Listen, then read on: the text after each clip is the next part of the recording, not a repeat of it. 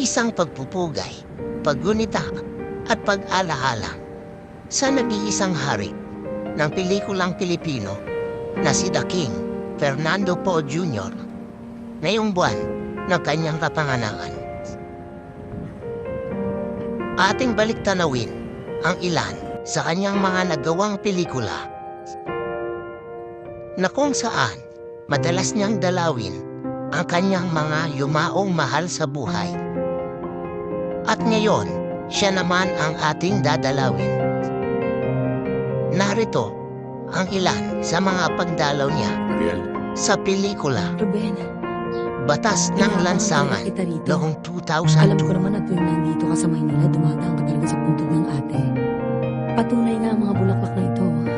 Kasama si Nag-iisa Tina ka lang. Bonneville at Kay May Abad. educational field trip si Marisa, kaya hindi ko siya nakasama. Isang balakalang 1983. Naisip kong ilipat dito ang mga labi ng Ate Auri.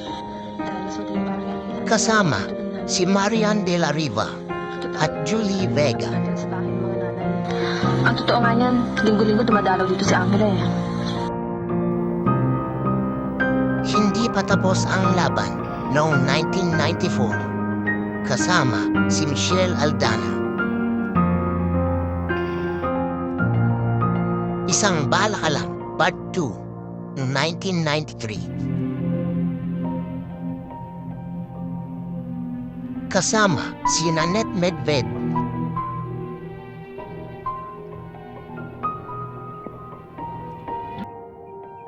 Kapag puno na ang salop noong 1987. Kasama si Rowena Moran at Eddie Garcia.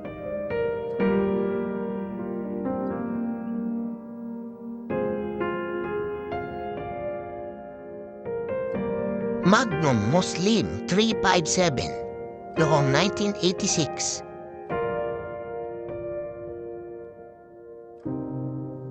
Kasama si Vivian Foss at Christopher Paloma.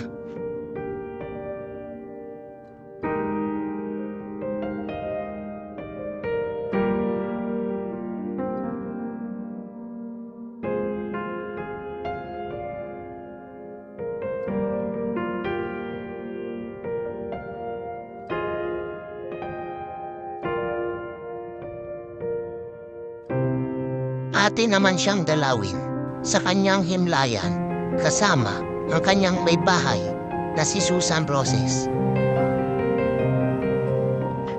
Ang kanyang mga kapatid.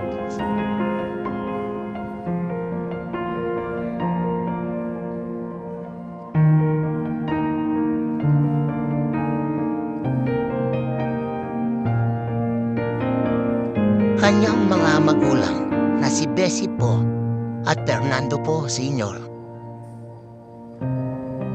Kasama na rin si Andy Po.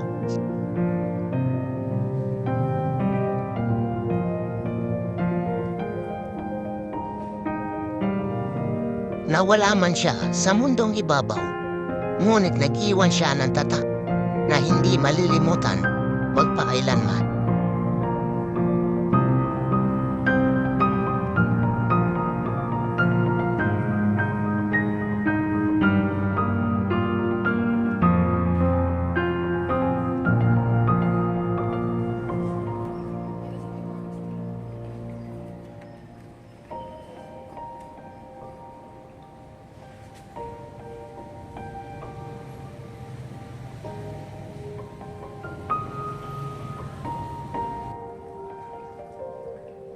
Ang nag-iisang hari sa puso at isipan ng mga Pilipino.